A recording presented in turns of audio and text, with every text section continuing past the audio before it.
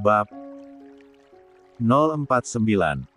Maaf Pak, tapi sejak kapan Bapak merasa mual melihat wajah Pak Stephen? Tanya Nadia. Sejak tadi, jawab Amar singkat.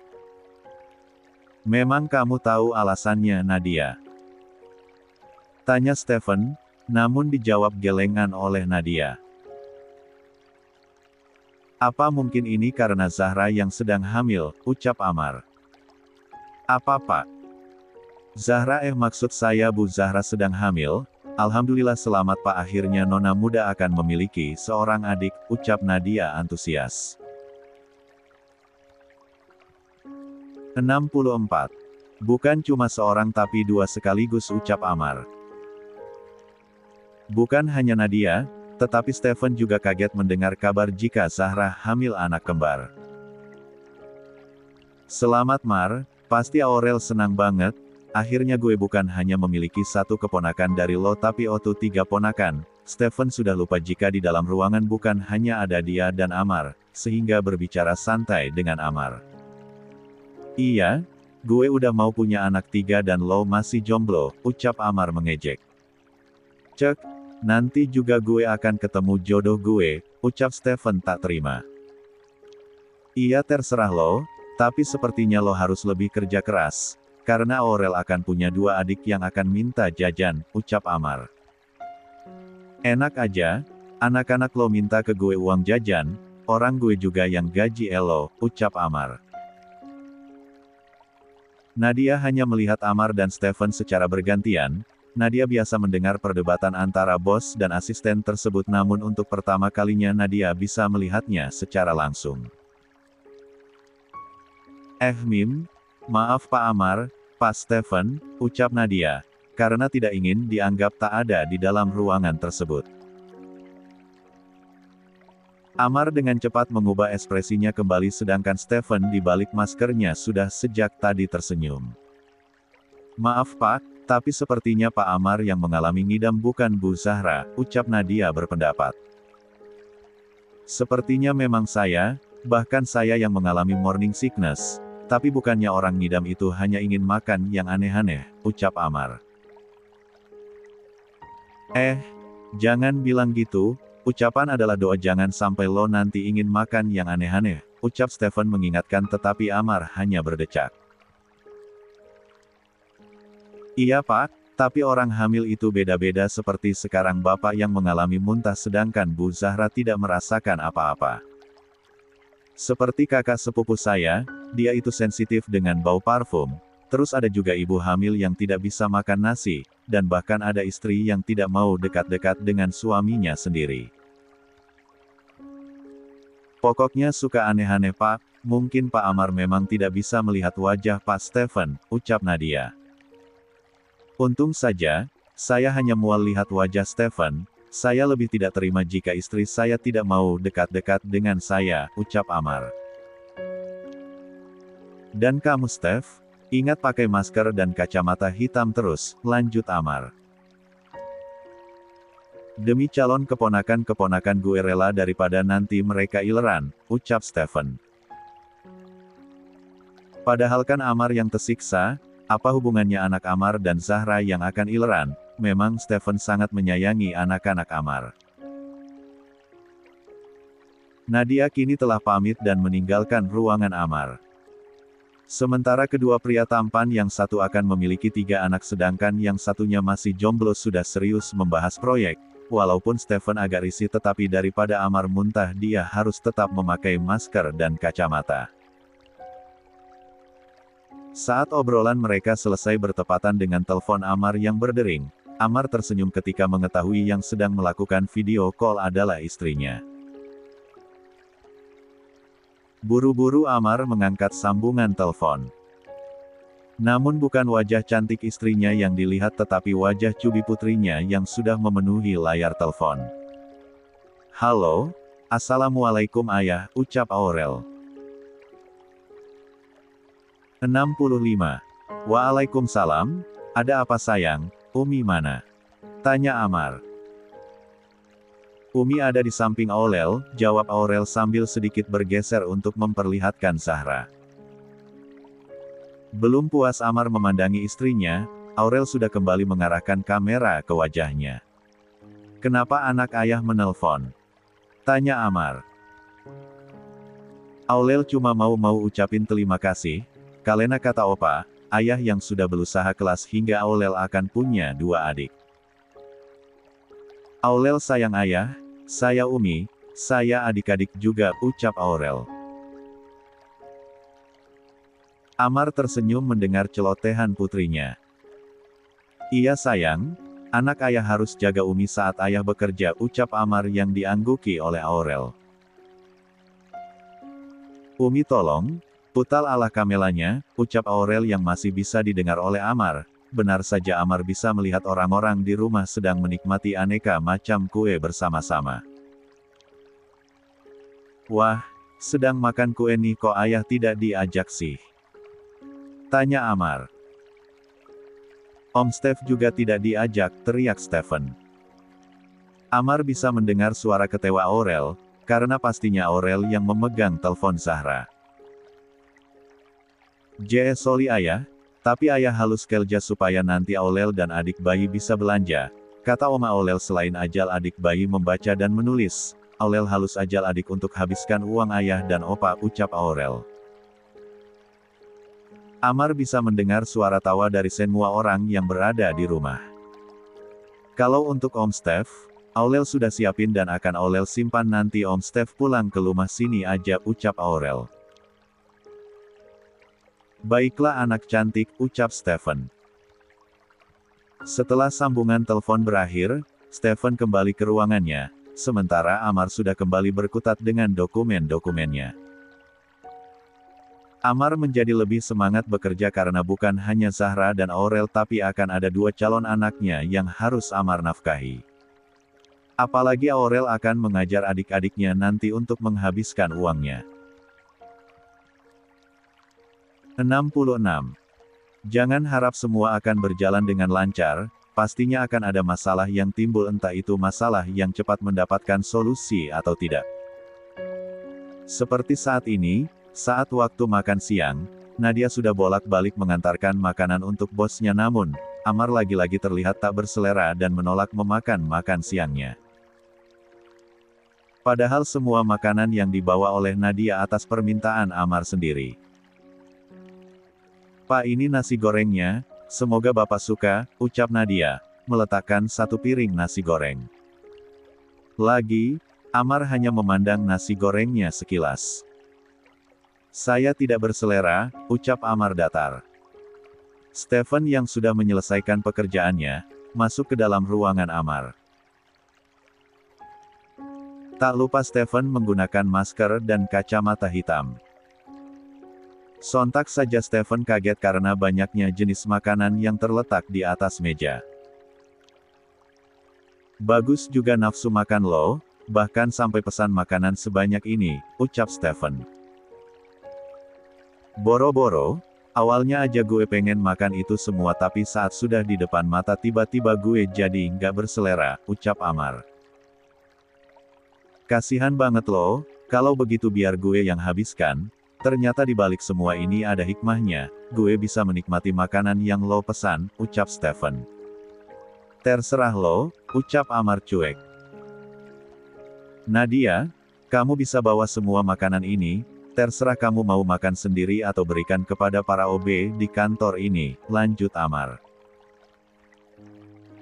"Baik Pak," ucap Nadia, lalu kembali membawa pergi makanan yang sudah dipesan khusus untuk bosnya, sementara Stephen sudah membawa 1 piring makanan dan membawanya kembali ke ruangannya sendiri.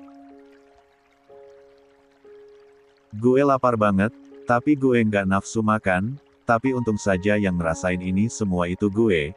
Bagaimana jadinya jika istri gue yang ngidam, bisa-bisa Zahra akan sakit dan twins tidak akan mendapat nutrisi yang cukup," ucap Amar. Amar memilih untuk menuju musola di lantai bawah kantor Ariskop. Biasanya Amar akan memilih untuk sholat sendiri, tetapi entah mengapa Amar ingin sholat di musola kantor. Para karyawan yang berpapasan dengan Amar menunduk hormat kepada bosnya. Amar yang terkenal dingin dan angkuh terus berjalan menuju ke tempat wudhu lalu masuk ke dalam musola untuk melaksanakan sholat. Setelah sholat, bukannya kembali ke ruangannya, Amar malah berjalan menuju ke pintu yang menuju taman yang berada di samping kantor.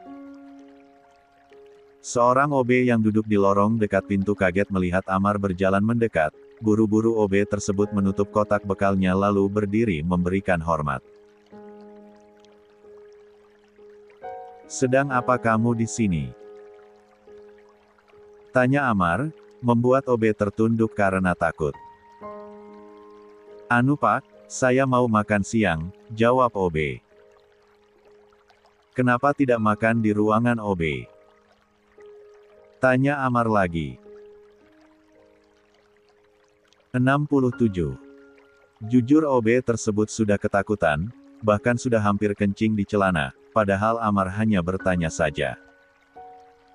"Maaf Pak, saya takut teman-teman saya tergantung dengan bau bekal saya," jawab OB.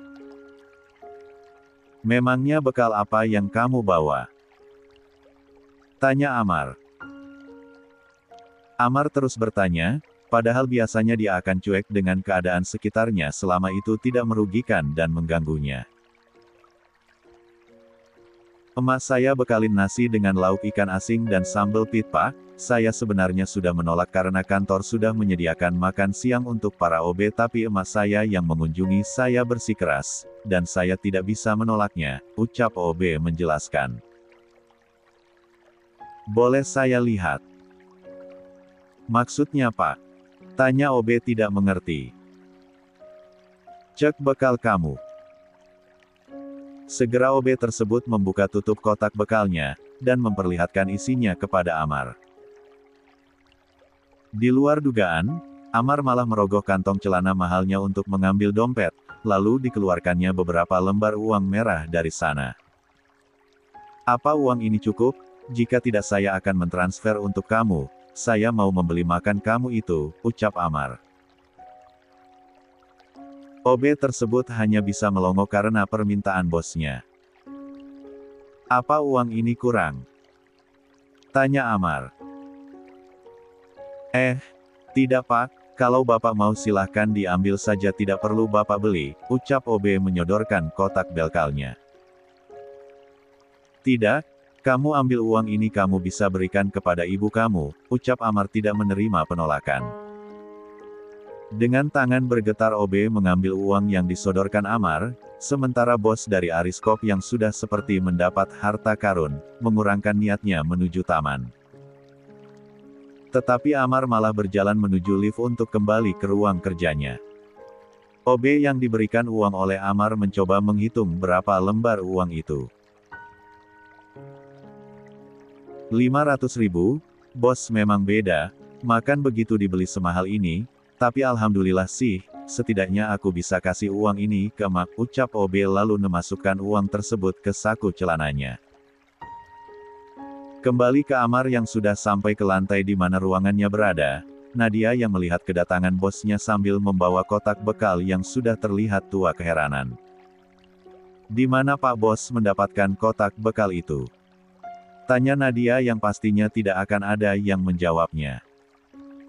Buru-buru Amar masuk ke dalam ruangannya, saking semangatnya Amar malah lupa meminta peralatan makan kepada Nadia. Segera, Amar berdiri dan menghubungi asistennya itu. "Nadia, bawakan saya peralatan makan," ucap Amar to the point. "Baik Pak." Tak berselang lama, Nadia masuk membawa pesanan Amar. "Ini Pak, kalau begitu saya permisi," ucap Nadia. 68. Amar kemudian memindahkan nasi serta lauk ke piring. Amar menikmati suap demi suapan makan yang didapat dari OB tersebut. Sejujurnya Amar paling tidak suka dengan pit tetapi entah mengapa sekarang hanya makanan itu yang ingin dimakannya sekarang. Benar saja, tidak membutuhkan waktu yang banyak makanan itu sudah masuk ke dalam perut Amar. Puas sekali rasanya, karena setelah kelaparan Amar akhirnya bisa merasakan perutnya terisi penuh. Amar yang kini kembali bersemangat untuk bekerja kembali ke meja kerjanya. "Tok tok tok. Masuk," ucap Amar. Stephen yang lupa menggunakan masker bisa mencium bau sesuatu yang asing di ruangan tersebut. Amar mendongak melihat wajah Stephen, sontak saja Amar membekap mulutnya lalu berbalik. Pakai masker lo, gue baru makan siang dan jangan sampai itu terbuang sia-sia karena melihat wajah lo, ucap Amar. Stephen segera memakai masker dan kacamata hitamnya, lalu masuk mendekat ke meja Amar. Gue udah pakai masker, ucap Stephen. Lain kali lo jangan lupa, ucap Amar. Iya? Oh iya kok di ruangan ini ada bau pit, siapa yang makan pit di sini? Tanya Stephen. Gue yang makan, jawab Amar santai. Apa? Lo sadar Mar? Bukannya lo paling anti sama bau pit, bahkan lo akan marah jika ada orang yang bau pit di dekat lo, dan sekarang lo malah makan pit, heran Stephen. Gue juga bingung, cuma makanan itu yang bisa diterima oleh gue, ucap Amar. Terus lo dapat apa makanan itu di mana? Tanya Stephen. Itu bekal dari salah satu OB, ucap Amar. Apakah ini rasanya ngidam? Gue kok ngeri ya. Duh gimana kalau misal nanti istri gue hamil terus yang ngidam itu gue, monolog Stephen, menerawang jauh. Cek, ada-ada aja lo Steph, jangankan istri bahkan calon istri saja belum dapat, atau mungkin jodoh gue baru diproduksi orang tuanya ya, monolog Stephen. Steph, STEVENN, teriak Amar karena geram dengan asistennya itu. Astagfirullah, lo kenapa teriak-teriak sih, kuping gue masih normal, ucap Stephen. Kalau kuping lo normal, kenapa dari tadi lo nggak dengar saat gue panggil, ucap Amar. Sorry Mar, gue cuma lagi meratapi nasib, ucap Stephen.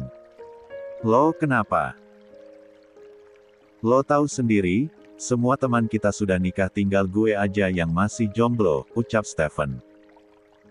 Itu mah karena lo sendiri yang nggak bisa move on dari si bocah kacamata, padahal lo banyak yang deketin, ucap Amar. Mau gimana lagi, dia sudah mencuri hati gue pada pandangan pertama, ucap Stephen. Hahaha lo menang aneh, suka kok sama bocah. Tapi sekarang bocah itu sudah besar dan sebentar lagi akan 69. Kembali ke Indonesia, kalau gue sih dukung lo deketin dia lagi, ucap Amar. Gue nggak mau sakit hati, siapa tahu dia di sana sudah punya kekasih, ucap Stephen. Sudahlah, gue kesini cuma mau bahas kerjaan, ucap Stephen lagi. Kini keduanya kembali fokus untuk bekerja, hingga sampai tak terasa Janem sudah menunjukkan waktu untuk pulang kantor. Amar mengambil tas kerjanya dan keluar dari ruang kerjanya bersamaan dengan Stephen yang juga keluar dari ruang kerjanya. Sepanjang keluar dari kantor, banyak yang menatap aneh ke arah Stephen, namun Stephen hanya acuh dan terus berjalan. Rencananya Stephen akan pulang bersama dengan Amar ke kediaman Aris. Sementara di kediaman Aris, sejak tadi Aurel sudah mondar-mandir di teras rumah. Yoga yang kebetulan menemani keponakan cantiknya merasa pusing melihat Aurel. Keponakan Om yang cantik apa tidak lelah sejak tadi mondar-mandir terus? Tanya Yoga. Aurel sudah tidak sabar menunggu Om Steph pulang. Oke, ucap Aurel. Memangnya Aurel menitipkan sesuatu kepada Om Steph? Tanya Yoga kembali namun dijawab gelengan oleh Aurel. Aurel punya bisnis dengan Om Steph Om, jawab Aurel. Ketika sedang asyik mengobrol, sebuah mobil mewah memasuki gerbang kediaman Aris, yang Aurel tahu adalah mobil ayahnya. Setelah melihat Stephen dan Amar keluar dari mobil, Aurel segera berlari. Om Steph Aurel Lindu, teriak Aurel memeluk kaki Stephen. Aurel, ayahnya Aurel itu di sini bukan Om Stephen, Tetapi Aurel malah memeluk Om Stephen, ucap Amar. Kini Aurel berlari menghampiri ayahnya dan memberikan pelukan yang dihadiahi kecupan di kening Aurel. Sorry ayah, tapi Aurel sedang ada bisnis dengan Om Steph, kalena ayah sudah bertemu dengan Aurel, sekarang ayah temui Umi dan adik-adik, pasti mereka lindu dengan ayah, ucap Aurel. Amar sedikit heran dengan tingkah putrinya, karena tidak biasanya Aurel membiarkannya berduaan dengan uminya, tapi Amar tidak peduli itu selagi punya kesempatan Amar tidak akan menyia-nyiakannya.